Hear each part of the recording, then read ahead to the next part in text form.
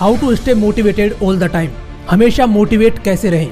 आप चाहे कितने ही मोटिवेशनल वीडियोस देख लेना, चाहे कितनी भी सक्सेस स्टोरी सुन लेना, लेकिन कोई भी वीडियो, कोई भी स्टोरी आपको 3-4 दिन से ज्यादा मोटिवेटेड नहीं रख सकती।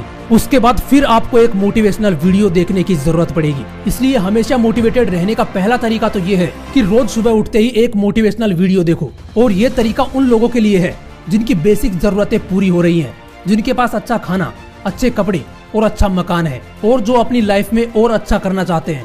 और दूसरा तरीका है अपनी भूख जगाओ, अपने सपनों को अपनी जरूरत बना लो। और ये तरीका भी उन्हीं लोगों के लिए है जिनकी बेसिक जरूरतें पूरी हो रही हैं, क्योंकि जिनकी बेसिक जरूरतें पूरी नहीं होती, कोई भी सपना पूरा करना जिनकी जरूरत बन जाती है, उनके अंदर भूख पहले से ही होती है।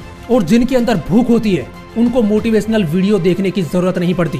फॉर एग्जाम्पल, अगर किसी को भूख लगी हो तो वो मोटिवेशनल वीडियो देखने नहीं बैठेगा। उसके दिमाग में उस वक्त सिर्फ एक ही चीज होगी कि किसी भी तरह खाना मिल जाए बस, क्योंकि ऐसे वक्त पर भूख उसका मोटिवेशन और रोटी उसकी जरूरत बन जाती है। अगर ये एग्जाम्पल नहीं समझ में आया तो एक सच्ची कहानी सुनो। ये कहानी है अपने ही भारत देश के एक लड़के की। एक छोटा सा गांव था जिसमें एक गरीब किसान खेती से आए पैसों से अपने परिवार का पेट बड़ी मुश्किल से पालता था। और जब खेती से उम्मीद नहीं रहती तो वो सब्जियां बेचकर गुजारा करता था, क्योंकि उसे खुद के अलावा अपने परिवार के 6 और लोगों का पेट भरना होता था, जिसमें उसकी माँ, पत्नी और 4 बच्चे थे। और ये सब सिर्फ एक रूम वाले घर में रहते थे। ये समझ लो ये परिवार गरीबी से लड़ रहा था। कुछ साल बाद जब उनका बड़ा बेटा अमित 5th स्टैंडर्ड में आया तो उसकी माँ ने उससे कहा कि बेटा, इस गरीबी से निकलने का एक ही रास्ता है, तेरी पढ़ाई। अगर तूने अच्छे से पढ़ाई की तो हम इस गरीबी से निकल सकते हैं, नहीं तो दूसरा कोई रास्ता नहीं है इस गरीबी से निकलने का। उस वक्त अमित अपनी माँ का दुख अच्छे से महसूस कर सकता था। वो लाइनें उसके दिमाग में छप चुकी थी। उसने ठान लिया कि अब कुछ करके जरूर दिखाना है, अपने परिवार को गरीबी से जरूर निकालना है। वो उस गरीबी के माहौल में भी अच्छे से पढ़ाई करता रहा। थोड़ा बड़ा हुआ तो गांव में हायर सेकेंडरी स्कूल नहीं होने की वजह से उसे पढ़ने के लिए बाहर जाना पड़ता था। जैसे जैसे ये बड़े हो रहे थे, खर्चे बढ़ते जा रहे थे, इनके परिवार की हालत और बिगड़ती जा रही थी। तभी अमित के छोटे भाई ने, जो 8th स्टैंडर्ड में था, उसने अपने पेरेंट्स से कहा कि वो दिल्ली जाकर कुछ काम करना चाहता है।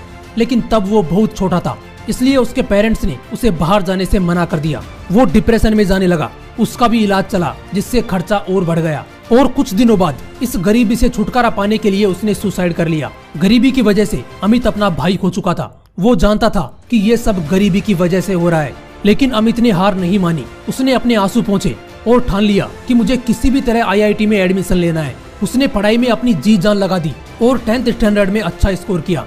अमित ने अपने पापा से कहा कि मुझे सुपर 30 के आनंद सर से मिलना है। वो दोनों उन्हें मिलने गए और उसे उस एकेडमी में एडमिशन मिल गया।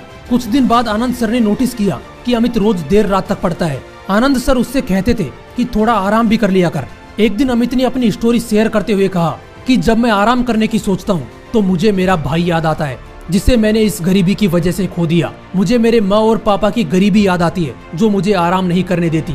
IIT में जाना मेरा सपना नहीं है सर, ये मेरी जरूरत है। मुझे किसी भी तरह IIT में जाना है, चाहे कितनी भी मेहनत करनी पड़े। दोस्तों, अमित ने पढ़ाई में दिन रात एक कर दिए और IIT में जाने का उसका सपना, जो उसकी जरूरत बन चुकी थी, उसे उसने पूरा किया। दोस्तों, जिस चीज को पाने की आपके अंदर भूख होगी ना, जिसे पाना आपकी जरूरत बन जाएगी, उसके लिए आपको किसी मोटिवेशन की जरूरत नहीं पड़ेगी। इसलिए जो भी सपना देखो उसे अपनी जरूरत बना लो।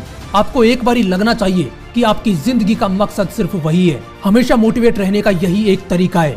या फिर रोज मोटिवेशनल वीडियो से अपने अंदर आग लगाओ। और हाँ, बहाने मारना छोड़ दो यार। कुछ लोग तो ऐसे बहाने मारते हैं कि वीडियो देखने के तुरंत बाद ही वो खुद का मोटिवेशन खत्म कर लेते हैं। जैसे ये कुछ पुरानी वीडियोस के कमेंट पढ़ो। इस भाई साहब ने लिखा है कि अगले के पास पैसा और सपोर्ट था, इसलिए वो कम उम्र में कामयाब हो गया। फिर एक ने लिखा है कि उसका फादर सॉफ्टवेयर डेवलपर था, वो हाई क्लास फैमिली से बिलोंग करता था। दोस्तों, यही बहाने आपको आगे बढ़ने से रोकते हैं, क्योंकि जब आप ऐसा सोचते हो कि जो उसके पास था वो मेरे पास नहीं है, इसलिए मैं सफल नहीं हो सकता, तो आपका पूरा मोटिवेशन वहीं खत्म हो जाता है। फॉर एग्जाम्पल, आप जिस फील्ड में जाना चाहते हो उस फील्ड में कोई बंदा सक्सेसफुल है और जो चीज उसके पास थी वो चीज आपके पास नहीं है, इसलिए आप सक्सेसफुल नहीं हो सकते। अगर आप ऐसा सोचते हो तो आपको यही लगेगा कि आप कभी सक्सेसफुल नहीं हो पाओगे, क्योंकि आपके पास तो वो चीज है ही नहीं जो आपके फील्ड में उस बंदे के पास थी जो अभी सक्सेसफुल है। इसलिए ऐसे बहाने मारना छोड़ दो। अगर ऐसे बहाने दोबारा दिमाग में आए तो बॉलीवुड स्टार नवाजुद्दीन सिद्दीकी की बायोग्राफी पढ़ लेना, क्योंकि जब उसने पहली बार मुंबई में कदम रखा था तो अपने टैलेंट के सिवाय उसके पास कुछ भी नहीं था। इसलिए फिर बोलूंगा, बहाने मारना बंद करो क्योंकि जैसा आप सोचते हो वैसा ही बन जा। जय हिंद, वंदे मातरम।